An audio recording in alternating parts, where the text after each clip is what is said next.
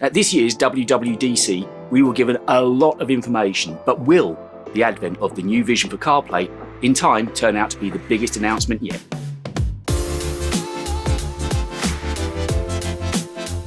Hi there guys, welcome back to David Talking Tech, and in this video we're going to talk about the announcement that was made at WWDC for the vision of CarPlay.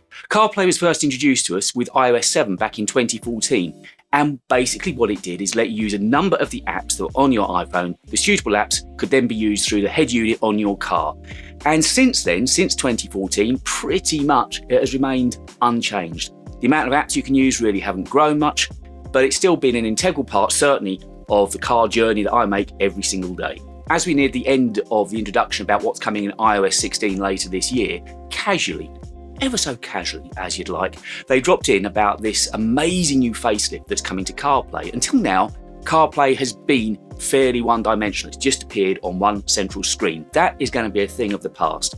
As the upgrades begin to roll out, you're going to be able to do more and more through CarPlay. At the moment, I run podcasts through it, I run radio through it, and messages, great. Messages announced to you via Siri over the car when you're driving along, and you can reply to them with voice recognition as well. It's a brilliant system, but that is kind of as far as it can go until now. Apple becoming an integral part of our car life really started when they put the key in Apple Wallet. Then you could use the phone to not only unlock the car, but also set up some basic parameters as well, like the driver's seat position and the mirrors. But with this new vision of CarPlay, it's going to go far beyond that. You're going to be able to obviously set up all the basic parameters you would expect on your dash. You're going to be able to look at speed, revs, essential fluid temperatures, climate control, seat temperatures, and then it's going to go further and further on from there. Yes, music will still be an integral part of it, but your calendar appointments will come up. You'll be able to have widgets on there. You'll be able to personalize the clusters you have in front of you, so your dash is particular just to you. And if another driver, your wife or girlfriend's getting in your car to drive the car, they too can have the cluster set up as they want it.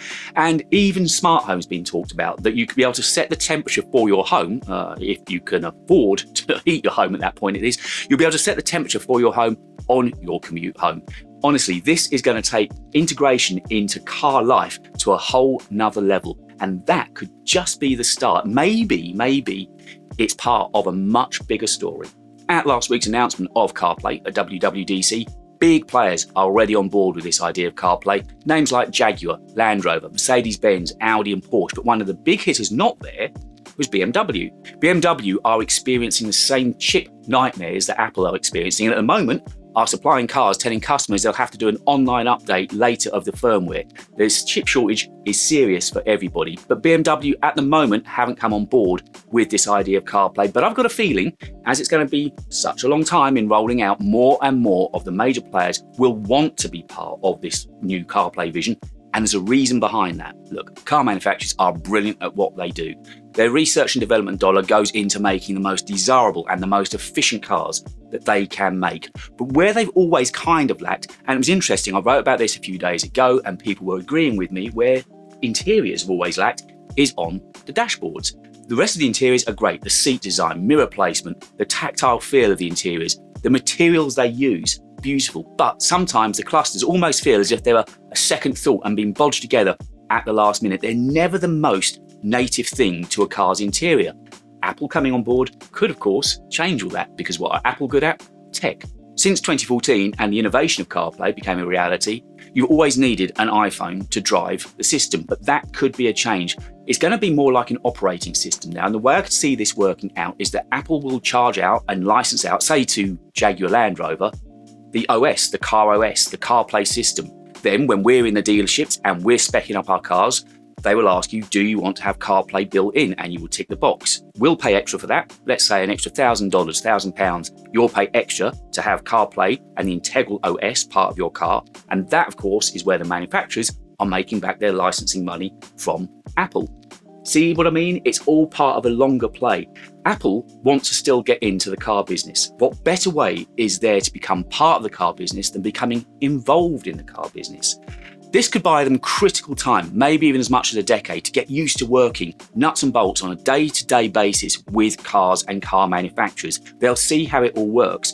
They can bring in as many of the hard hitters and the big names that they can recruit from the car industry, but nothing is going to replace the idea of working day to day in the car industry and getting feedback of what works and what doesn't work.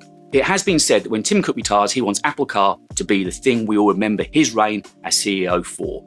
In the past, when some operating systems and developments have come out, they didn't really make sense at the time. Remember when we got iTunes? By itself, didn't make all that much sense. But iTunes with iPod, suddenly, it all began to make sense. It was the same when there was HealthKit. We didn't really understand HealthKit. Then, a year after that, Apple Watch came along. They all tied together perfectly. You see where I'm going with this? So with CarPlay in and of itself, we've kind of seen it before-ish. Okay, it's a much broader spectrum with this new iteration of it. But then, suddenly, if it's part of a car operating system and eventually part of Apple Car itself, with all of the problems sorted out whilst it's been in other people's cars, then it all makes sense. And don't forget, while Apple are spending time with car manufacturers, it's more than likely that they could find the perfect partner, somebody that's in synergy with them, to actually make their car. I think it unlikely that Apple necessarily will want to get into the business of building the car physically, so they might license that part of it out to have another facility build the car for them, ship it back. Then we have CarPlay put into the car itself. That becomes a car operating system. Suddenly we've got Apple Car. But most importantly is that decade or so they've spent putting CarPlay into other manufacturers' cars, and any little hiccups along the way have been sorted out. Suddenly they have got almost the perfect vehicle from day one.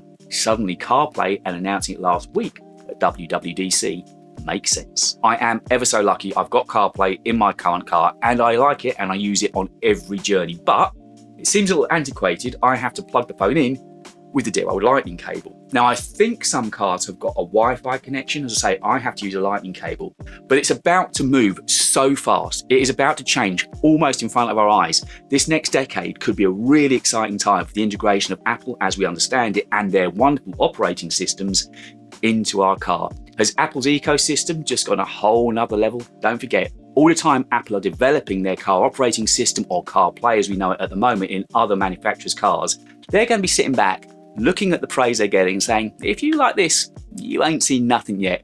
You wait for Apple Car. We are going to be so primed, pumped and ready for it when it finally comes along. This could be a massive announcement that was quietly made at WWDC in 2022. But get involved, guys. I'd love to know, are you looking forward to CarPlay and maybe a carOS coming our way? I think it's an exciting tech-filled future, but I'd love to know what you would use the most if that was the case. Stick around though, because I'm going to talk about what I think the future is for iOS after iOS 16. Have we seen it all?